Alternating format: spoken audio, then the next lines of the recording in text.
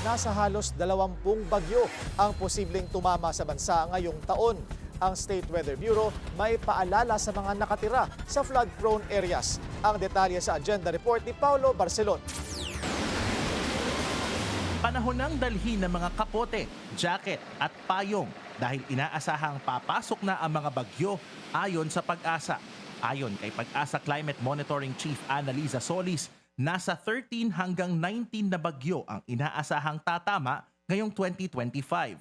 Inaasahan din ngayong tag-ulan ng mga flash flood, landslide at malakas na pag-ulan dulot ng habagat sa iba't ibang bahagi ng bansa. Batay sa inisyal na taya ng Pag-asa, mula Setyembre hanggang Nobyembre naman aasahan ang mga bagyong posibleng maglandfall o di kaya ay tumawid sa bansa. So ibig sabihin, diyan pumapasok yung mga lubhang mga mapaminsalang mga bagyo, hindi man malakas ang hangin ang dulot nito ay marami namang ulan or merong mga possible na mga bagyo na combine yung effect na malakas ang hangin, marami ang ulan. So may mga ganong klaseng karakteristik ng ating mga bagyo na posible nating maranasan ngayong taon.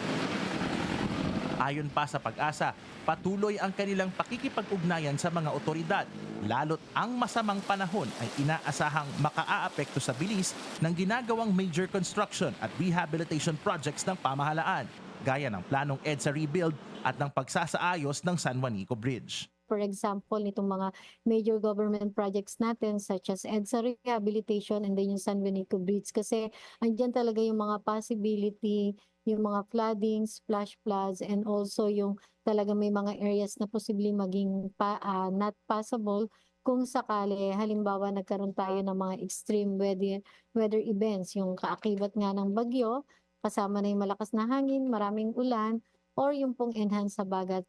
Pinag-iingat na rin ng Pag-asa ang mga multi-hazard area, gaya ng mga lugar na malapit sa mga bulkan tulad ng Canlaon, Mayon at Bulusan. Ang ilan nating kababayan, todo handa na sa inaasahang abala ng mga pag-ulan sa kanilang pagbiyahe at hanap buhay. Ang akin po yung dapat na ihanda ay yung mga medicine kit, at saka food, at saka mga raincoat, yung mga gamit pang ulan. Kailangan po maghanda po ng mga kagamitan at mga kakain at ang mga payong at kapote para lalo sa mga riders po. Sa kabila ng mga nararanasang pag-ulan, posible pa rin naman daw ang mga monsoon break, kung saan nagiging maaliwalas o mainit ang nararanasang panahon matapos ang mga pag-ulan. Nagtatagal daw ito mula 3 to 13 days. Ang unang bagyong papasok sa bansa ay tatawaging Auring. Kung sakali namang lumampas sa 25 ang bagyong tatama sa bansa, gagamitin naman ang auxiliary sets ng pangalan na nagsisimula sa pangalang Alamid.